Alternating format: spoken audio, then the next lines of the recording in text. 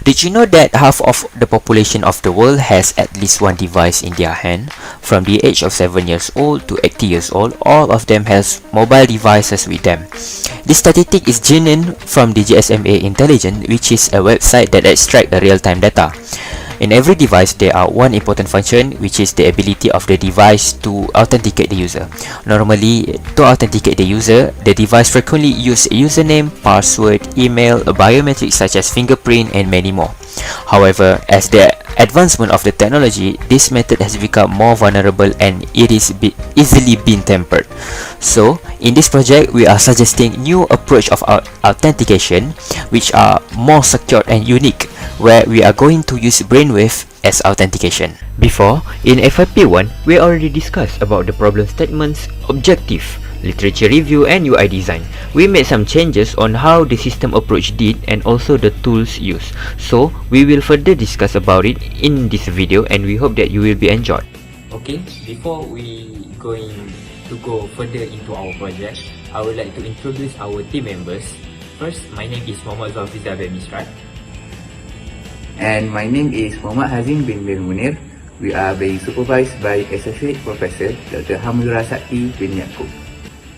Next, we move on to methodology part.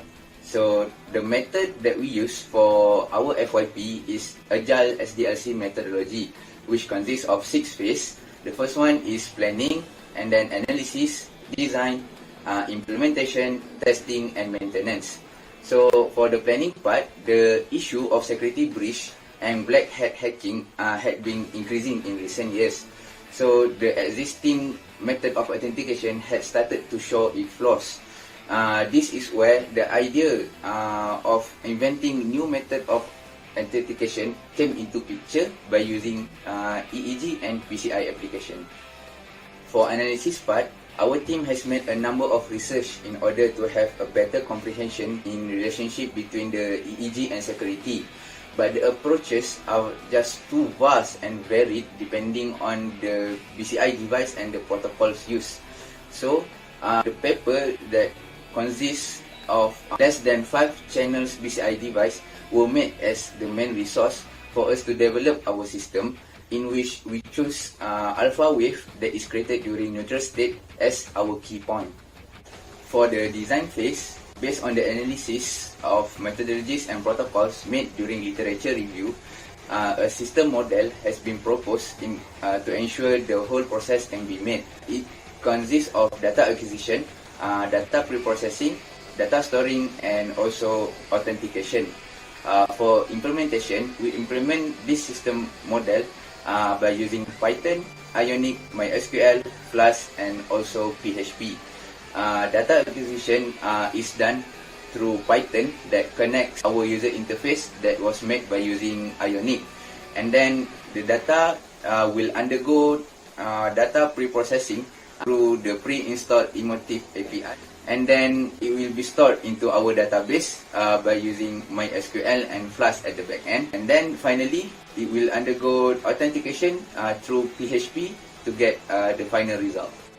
For the testing phase, after all the software in the architecture are successfully integrated, functional testing such as unit testing and integration testing will be done to evaluate if the system fulfill all the requirement or not. And then for the maintenance part, improvisation and debugging process will be done by analyzing feedback from users. It will be done iteratively by patching any defects, bugs, or problems so that any lacking part in the architecture will be fixed to produce a bug-free and stable program that satisfies all the user needs and requirements. Okay, so next we go for the demo of the implemented application. Before we start, we need to connect the Emotive Insight with the Emotive Launcher. We need to make sure the Emotive Insight fit correctly at the head of the user so that further the contact and EEG quality is at a good status. Then, after we connect both of them, a pop-up windows will show and instruct us to fit the headset correctly. After that, we will continue to ensure the good contact quality of the device and the user's cloud. The device is very sensitive to the movement, so it is best to tell the user before start of the application to limit their movement.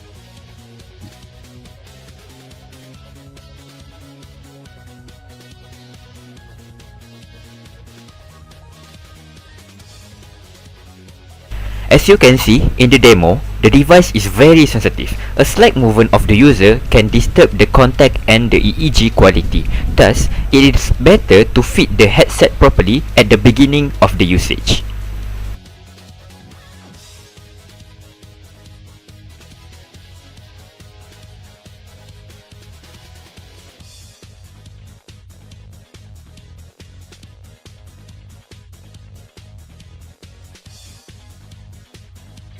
Then we can proceed with ensuring the EEG contact quality to be in good status. After it is done, the user can proceed with the demo of implemented application. User will be redirect first at the welcome page and need to click continue button to go to the login page. If the user already have an account, they can proceed with the login. For the user that do not have an account, they can register their account at sign up page. User need to key in their desired email address and username and proceed with clicking sign up button.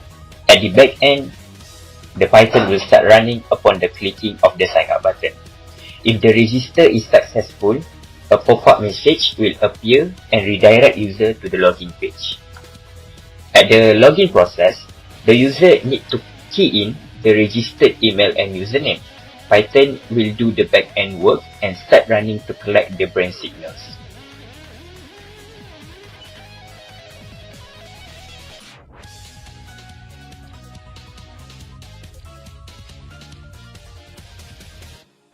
After a while, if the login process is succeed, a pop-up message will appear and redirect the user to the home page. Else, it will pop up an error message. At the home page, user can see the project review, system brief, tool used for the application, and also the system architecture.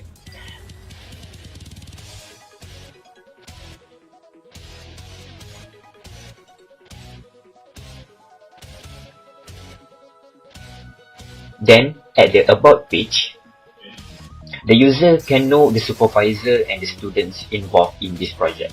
There is an acknowledgement where we are giving gratitude to those who help us in completing this project. Finally, if the user want to log out from the application, they need to go to the home page and click the exit button at the upper right of the page. Hi guys, it is an exciting demo, isn't it? But every exciting things, successful project, completed assignment, must be hurdles and problems behind it. Same goes to our implementation, where use brain signals as authentication. It has its own limitation, which are, first, the brain device itself is very sensitive and must be worn at the correct part of the scalp to successfully fetch the brain signals, else the accuracy of the brain signals will be low. Second, user must limit their movement so that the contact quality and the EEG quality always in the good status. Third, the user also will find it troublesome to wear the device as it will take a long time to wear it properly. User also who want to use our system need to have the device that can collect the brain signals, for example, the emotive insights. And finally, it will be money consuming for the user to buy the device itself. I think that's all for our video. Thank you for watching and have a nice day.